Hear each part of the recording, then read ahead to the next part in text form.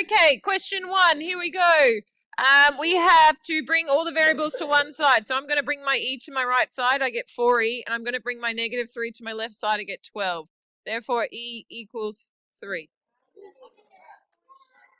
4e, 5e minus e. 4e. Okay, number 4. Find the gradient of the line that passes through 9, 9 and 317. Okay, symbol for gradient. What's the letter we use for gradient? M equals y2 minus y1 over x2 minus x1. Okay, y2. What did we make y2? 17? Okay, I don't care. Remember, I don't care. As long as we make both of them, like that's my y2 and my x2, and then I make that my y1 and my x1, but it doesn't matter which order you do it in. The negatives and positives will cancel out. So I've got 17 minus 9 over 3 minus 9 equals 8 over 6, which is 4/3. Make sure you simplify. All right.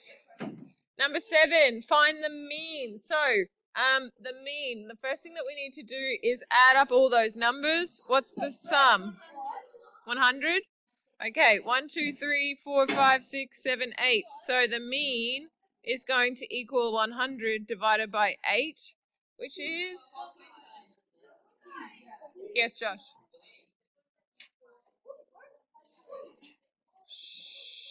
Okay, Josh has picked up my mistake. Well done. The denominator here should be 3 minus 9, which is -6. So my gradient should be -4/3. Thank you, Josh.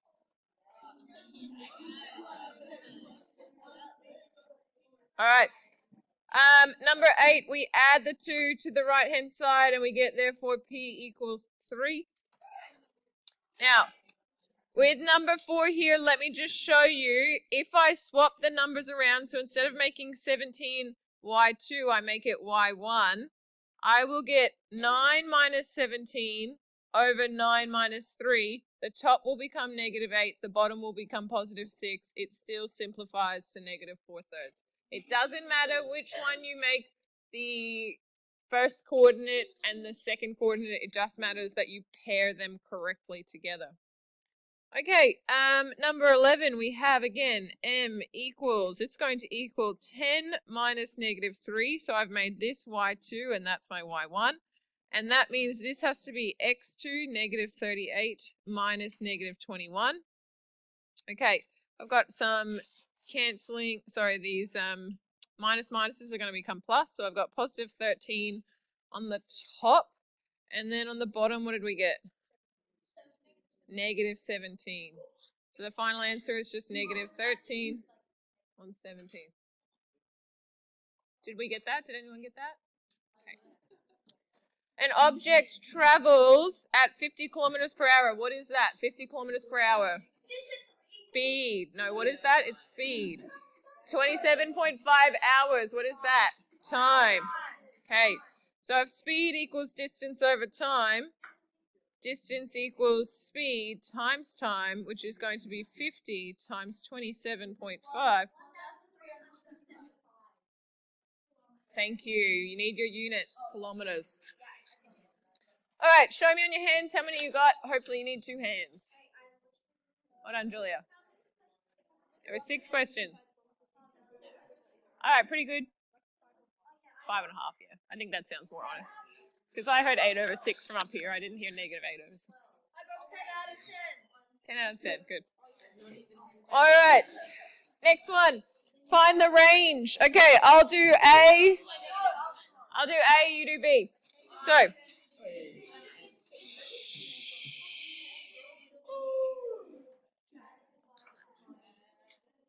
our first step for these questions is normally just to put them in order. It will make things really easy. I would just always suggest putting them in order. It will help you. If you put them in order, it tells you your median.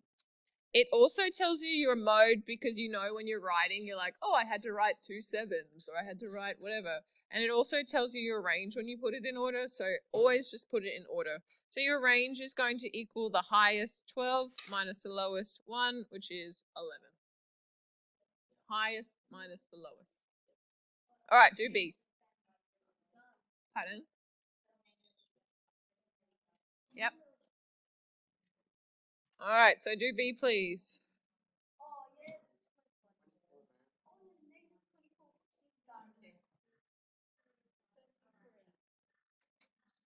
Okay, so we put them in order.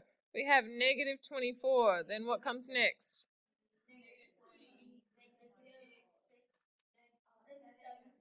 Good. Okay, so what it is saying is how far is the data spread out? Remember, we're looking at measures of spread. So we're saying how far is it from the lowest number up to the highest number? And the way that we find that out is we do the highest number minus the lowest number. So the spread is going to be positive 43. That's how far it is from negative 24 to positive 19. Okay, so I think you guys know this already. The range is the difference between the greatest and least of the numbers. If you don't, then you can jot that down to remind yourself, but I think you are all good with that. Okay, now, here is the big mama, the new one. Do you want me to show you how it works first, or do you want to just write down these words first? Okay, let me show you, because I think you'll be like, oh yeah, that's not too hard. Okay. In this word, interquartile range, that's the word that we're solving. So put your pens down, put all your pens down and just watch. Okay, there is a word inside this, quartile. What do you think that is implying? 4. There is going to be 4 pieces that we are going to break the data set into. Okay, so what do we always do first? Order. Good. We always put it in order first. Okay, so 1. Next is 2. Next is 4. 8. Thank you. 10. 13. 14. 15. Okay, so that is all my data. And we are going to break this data into quarters. So your first step is to find the median, which you guys know how to do. So we go into the middle. 1, 2, 3, 4, 5, 6, 7, 8. There are 8 pieces of data. So here is my middle. Do we agree with that? And you guys could tell me, yep, the median is 9, but we don't actually need that. How many separate groups have I divided the data into at the moment? 2 at the moment. We're aiming for 4 though. So what do we think we do now? Let's divide them again. Good. So now I look at the left-hand side, the left-hand half, and I divide that into half again. And I look at the right-hand half, and I divide that into half again. So what we have done is we have divided the data into 4 groups.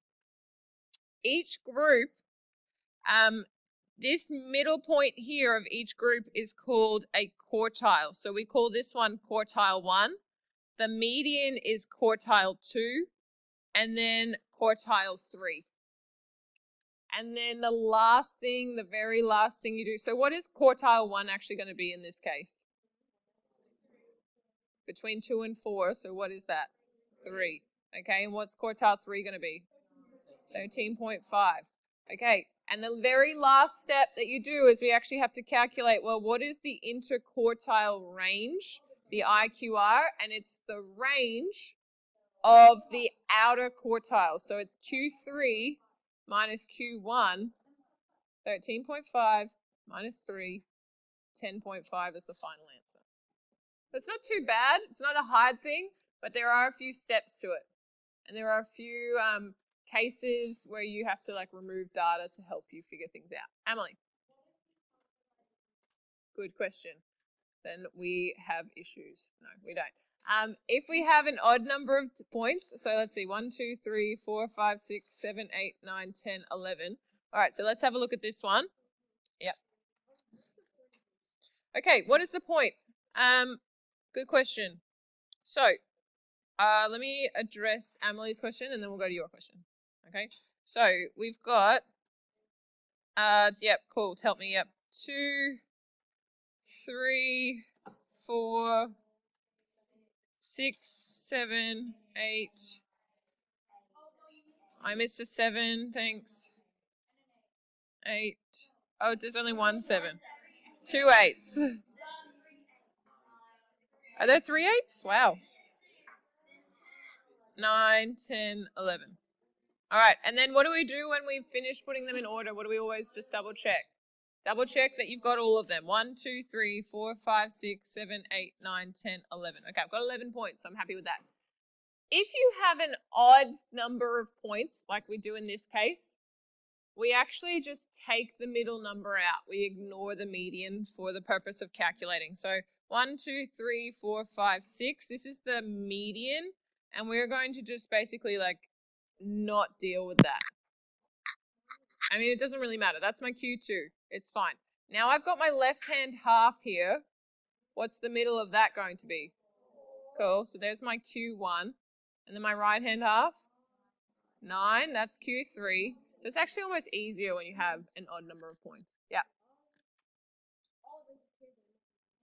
So therefore, the interquartile range is going to be 9 minus 4, 5. Now, can anyone think of why we would want to use the interquartile range instead of the range?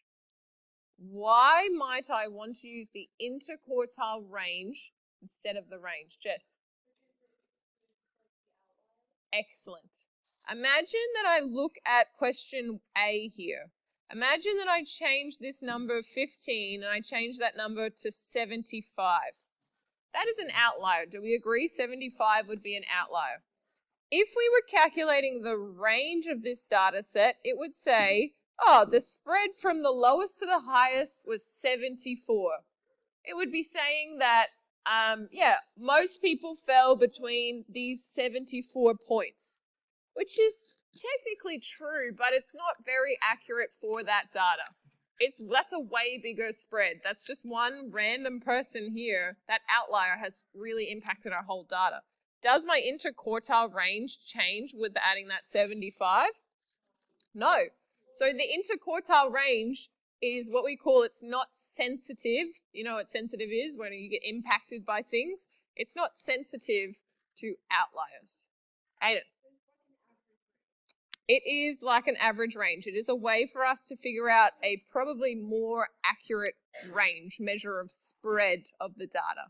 Emily, great questions, guys.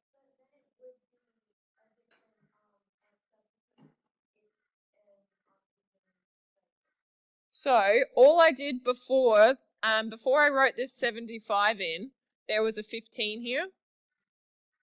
So we calculated the IQR with the 15, right? And I just changed that 15 to a 75. That does not impact any of my IQR calculation. Because my Q3 is the middle of, does that make sense? Yeah, if I had added it, you would be spot on. Then we'd have to shift things a little bit. But I just changed the highest point to a new number. Any questions on that? So why do we use the IQR? It is not impacted by outliers. It's a better measure of how wide the data is spread. Okay, so this is just the steps. One, I don't think you need to write number 1, sort it into order. I mean, you can if you want. If there is an odd number of values, then just remove it or ignore it. That's what we did with the second one. Split the data into 2 equal groups, and then you find the median of each group. Q3 is the median of the upper group. Q1 is the median of the lower group. And I will show you in a second where we then take this in the future. So I would highlight this down here. This is the formula that we need. And if you read that, you're like, oh, Q3, what's Q3? And you might be reminded enough, oh, that's the quartile, the third quartile, which is the median of the upper half. So it might be enough to remind you what to do. All right, I've got 2 for you to try. Give it a crack. Sorry. It's so exciting. So, sorry, it was on freeze. Highlight that bottom formula down there. And there you go.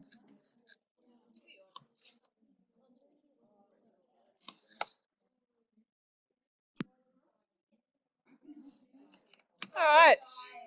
Some really good work around the room. So, number 1, we put them in order. We get 1, 3, 5, 7, 12, 12, 13, 17.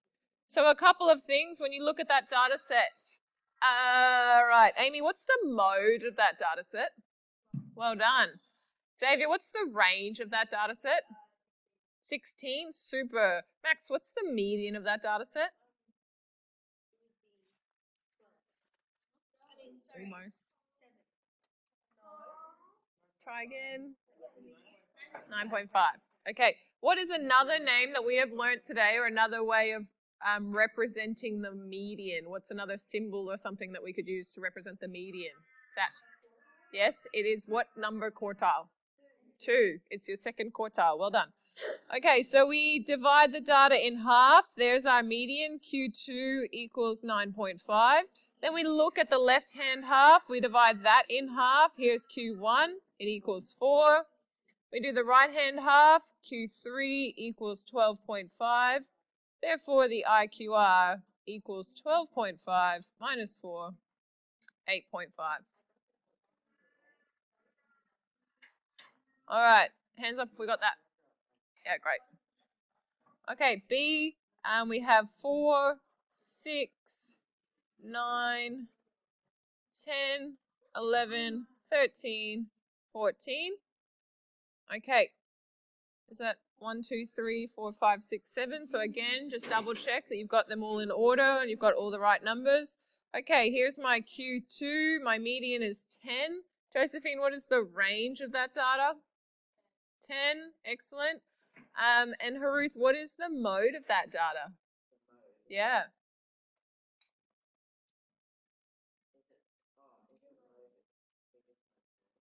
No. What's the mode of this data?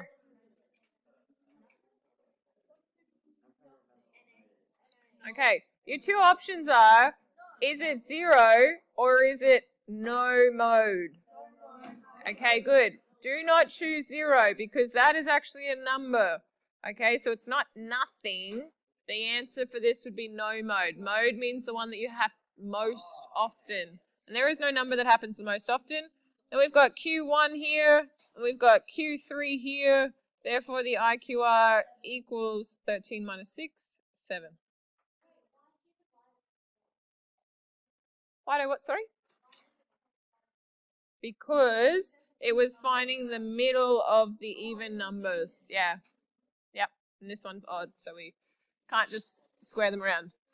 Okay, now, so another question, the question we had, like, why do we use this? Why does this matter?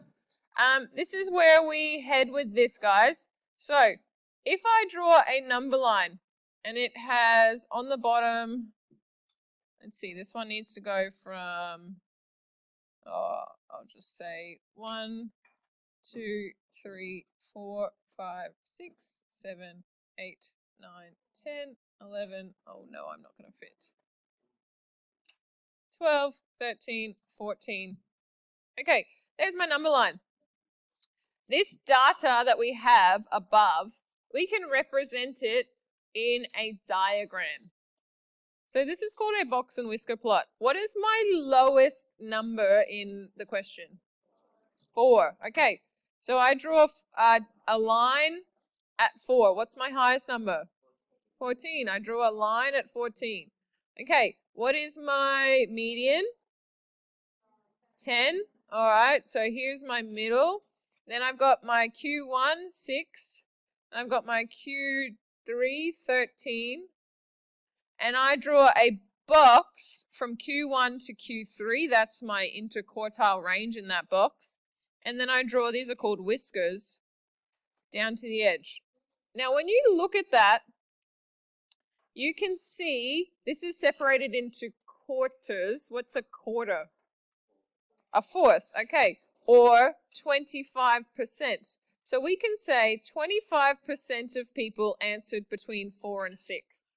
We can say 25% of people answered between 6 and 10. We could say 25% of people answered between 10 and 13. And we could say 25% of people answered between 13 and 14. So it breaks the data into quarters. And this tells me, like when I look at that, are more people answering down here Or are more people answering, like, did more people, sorry, let me think about this again. Did more people answer between 4 and 6, or did more people answer between 12 and 14? 12 and 14, because if we look at this, well, that was like 25% of people plus more, whereas down between 4 and 6, well, only 25% of people answered down there. Okay, this is a really small sample, so it's not a particularly useful set of data to do this activity with. But a box, this is called a box, and what did I call these things? Whiskers. It's called a box and whisker plot. That's what they call it. Pardon? A box with whiskers. Yeah, pretty much. Yep. You use the IQR, and that tells you the range of the data. It's a better measure of range. It is what percentage of people fall inside the IQR?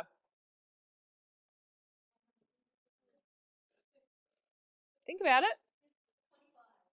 Look at the picture and think about it. Don't just guess. What percentage of data falls inside the IQR? Where's our IQR? It's from here. That's right. 50%. Did you say that's what I said? How many other things did you say? As you guess. Okay. Yeah.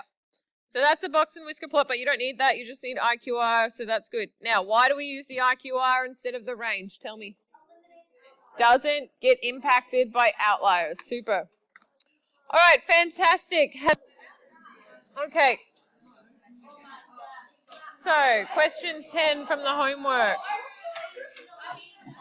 $5 pair of jeans is damaged and reduced to $27.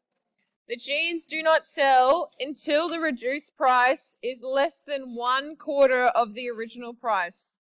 How many reductions at the same rate did it take before the jeans were sold? Okay, so $45. First thing we need to do is figure out what the rate of reduction is. Okay, so it's going to be, the thing that's really important here, it's reduced to $27. That's not how much it got reduced by. So we need to figure out how much was it reduced by. I'm hearing some 18s around the room. That's good. 45 minus 27 is 18. Then we need to find what the reduced percentage is. So that is going to be that change over the original amount times by 100. Okay, so the reduction percentage is 40%. Okay, so we're reducing it by 40% each time. So we have like 45%. All right. If we reduce something by 40%, what percentage is left over? 60%. Okay. So you could just say we have 60% of the original, like each time we just multiply by 60%. So we need to keep reducing it until the price is less than 1/4 of the original. So 1/4 of the original, 1/4 of 45 is 11.25. Yep. So we need to keep reducing it until we get down to that. So we do 60% of $45. That's our first reduction.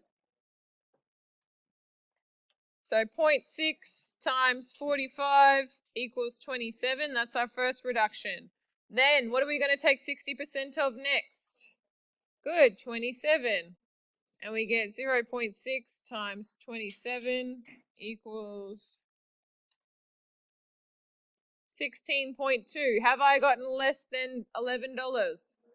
Okay, so we try one more. 60% of 16.2 equals $9.72. So it took 3 reductions to get down to... Okay, after 2 reductions, it was still $16, so that's still too high. So your final answer should be 3 reductions. Yeah.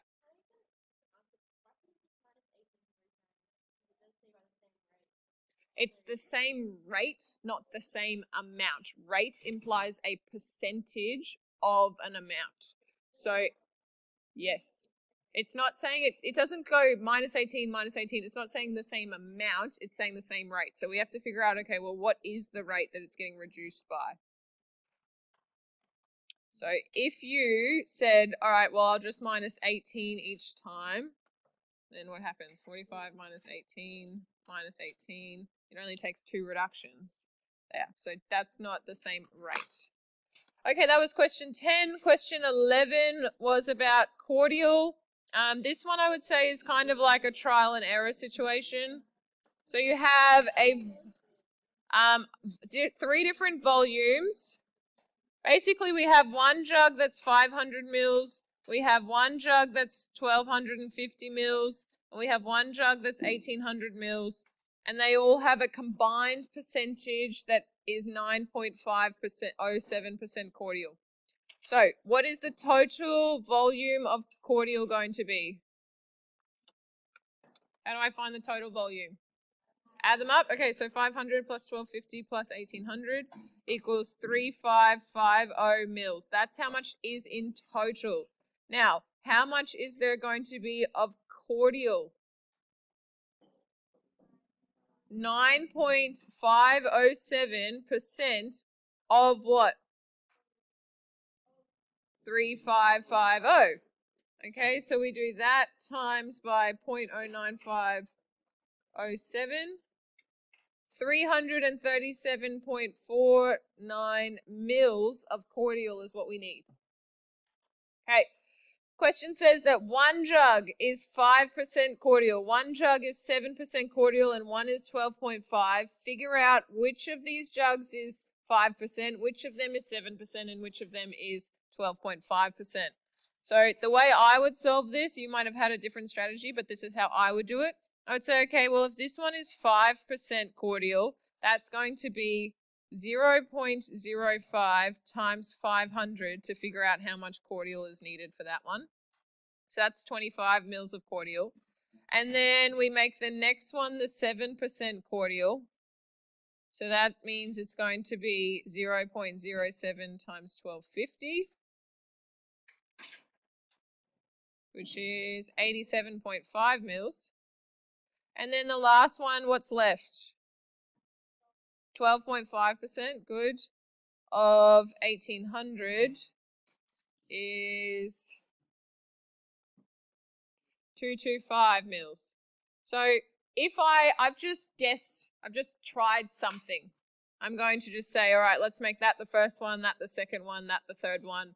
And if that's the percentage of cordial, well, what's the total amount of cordial? So what do I do with those 3 numbers? Yep, we add them together. We get 25 plus 87.5 plus 225. And it equals 337.5. Am I done? Why not?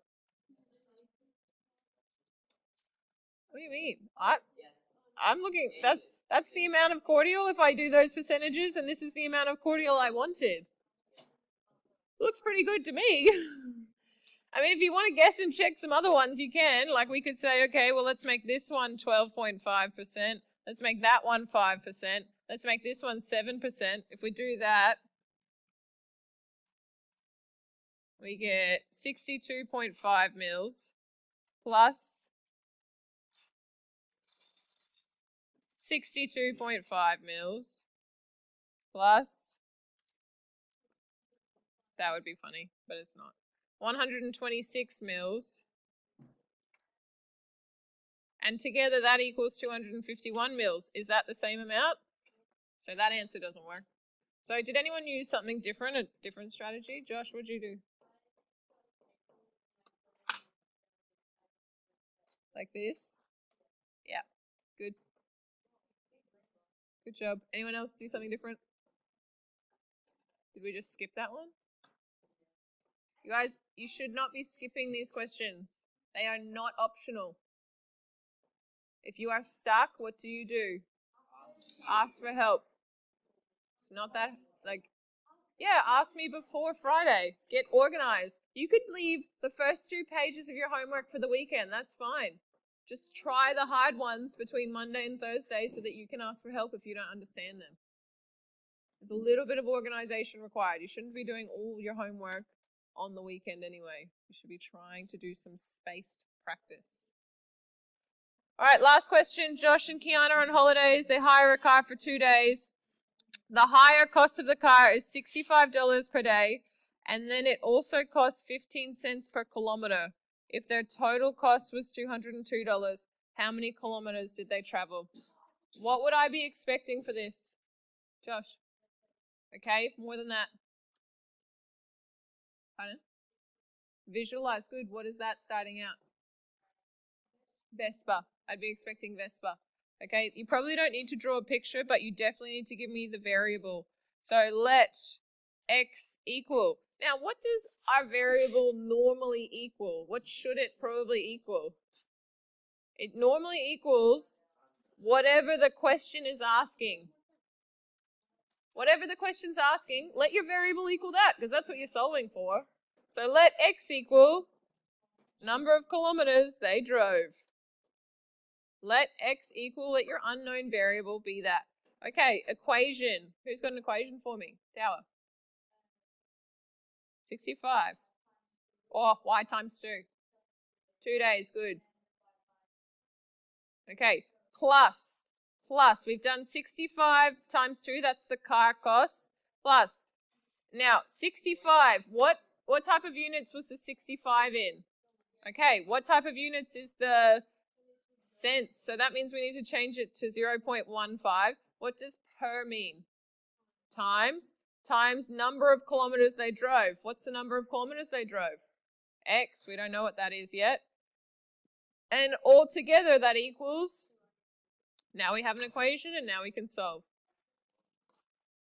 65 times 2 is 130 plus 0.15x equals 202.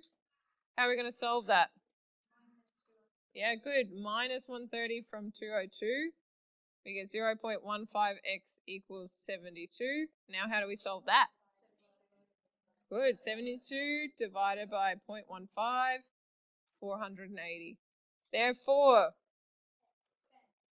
they drove. No, think about it. What is x? X is a, distance. They drove 480 kilometers. There's my solve. Put in units, answer the question. Who got that right? Good. Good. Excellent. Okay, we're actually going to leave it there because I would like you to do this review quiz, so we'll do time maybe tomorrow. There is a test that I have set for you on hot maths. You need a piece of paper to do this test. You need a paper in front of you to complete this test. It is about 40 questions. You have 40 minutes to do it. So it'll about a minute a question. Should be plenty of time. If you are stuck, you can let me know and I'll come help you.